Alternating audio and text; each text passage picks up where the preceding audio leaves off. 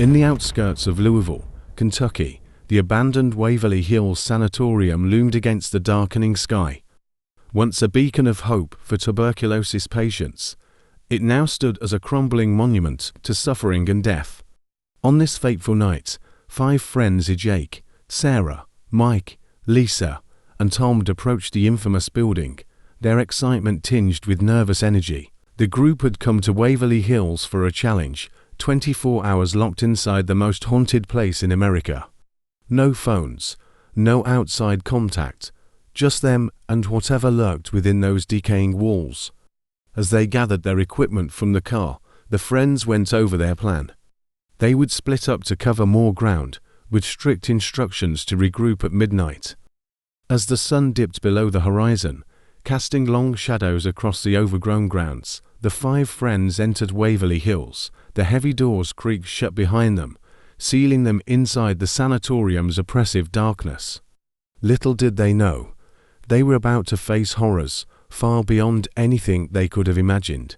Jake and Sarah took the first and second floors, their flashlights casting eerie shadows on the peeling walls. The empty rooms and corridors seemed to whisper with the echoes of past suffering.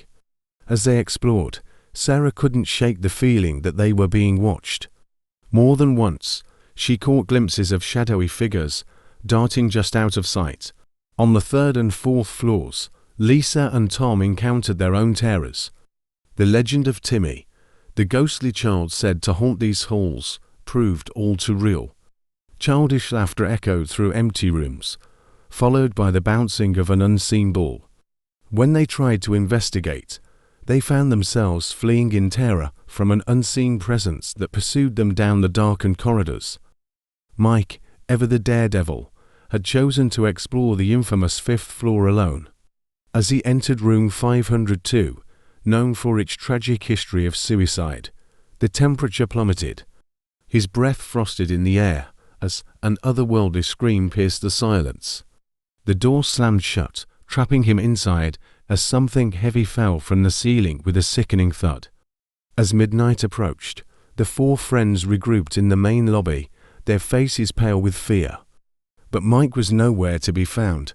Panic set in as they realized one of their own was lost in this labyrinth of horrors. Despite their terror, they knew they couldn't leave without him. They split up once more, their desperate calls echoing through the haunted halls. But Mike was beyond their reach now. He had become a part of Waverly Hills, another soul trapped within its walls. As the search continued, the remaining friends found themselves facing increasingly horrifying phenomena. The very building seemed to come alive around them, walls pulsing and writhing as if breathing. Ghostly patients wandered the halls, their sunken eyes filled with madness and pain.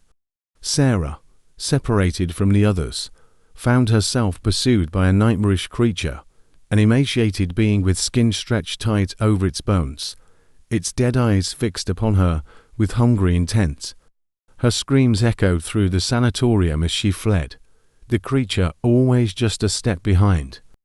As dawn approached, the survivors found themselves fighting not just for their sanity, but for their very lives.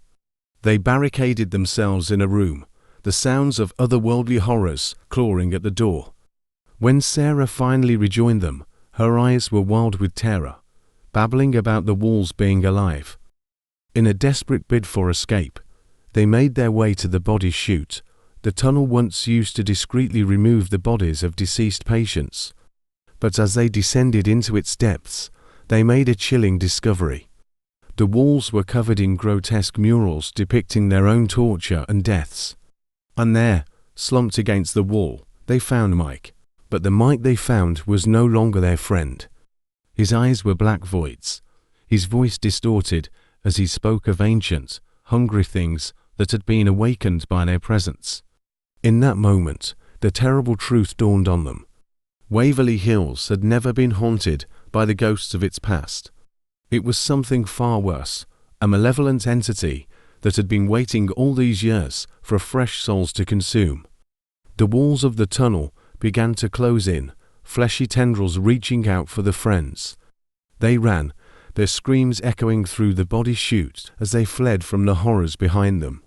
As they burst out of Waverly Hills into the early morning light, they thought their nightmare was finally over. But their relief was short-lived.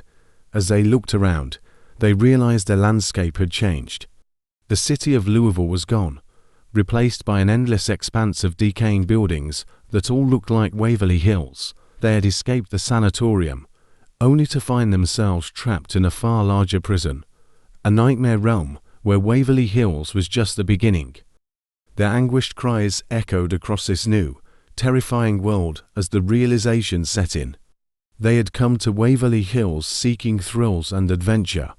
Instead, they had become the latest victims of a hungry darkness that would never let them go. To this day, some say you can still hear their screams echoing through the halls of Waverly Hills, a warning to those foolish enough to challenge the malevolent forces that dwell within its walls. The sanatorium stands as it always has, waiting patiently for its next victims to walk willingly into its maw.